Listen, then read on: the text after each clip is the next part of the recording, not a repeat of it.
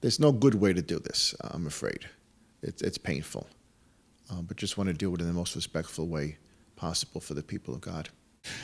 I honestly do think that if the Spirit of God and the love of Jesus and His cross and the power of the Father is behind it, it will somehow work, but it's not going to work out exactly the way we had in mind. It's going to take on a life of its own. Those are words of advice to the 24 parishes about to merge in the Archdiocese of New York from two men who have gone through it. 3 years ago, both Father Francis Black and Father Edward Mason started ministering to merging parishes in our diocese. Today I asked them about the challenges they faced.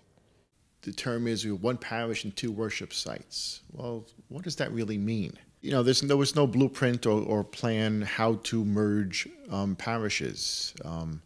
You just kind of give a sign to the parish and make it happen. So we kind of made it happen. In the process of making it happen, both agree that the biggest challenge is ministering to more than one parish at once, many with different demographics, and making themselves available. The lack of having the gift of trilocation. Padre Pio used to be able to be in multiple places at once. If I had that gift, I'd have no problem.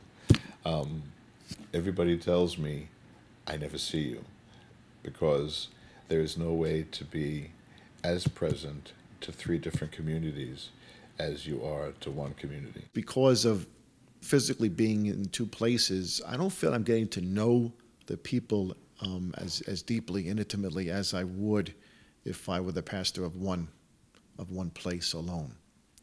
I think it's been an adjustment in a sense. I'm more of a managing of activities as opposed to getting in there myself, involved in people's lives, and that's something I've got to continue to struggle with. As Cardinal Dolan has said, these closures and mergers can feel as serious as death, and they have for parishioners in Brooklyn and Queens. But given time, priests have seen these wounds begin to heal. A parish for most Catholics is like a family.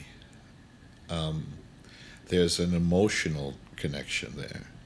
It's not an organizational connection. It's not a social club connection. It's a family. There's love there. So to say, well, now you're going to love this other whole community, that takes time. It takes time to fall in love.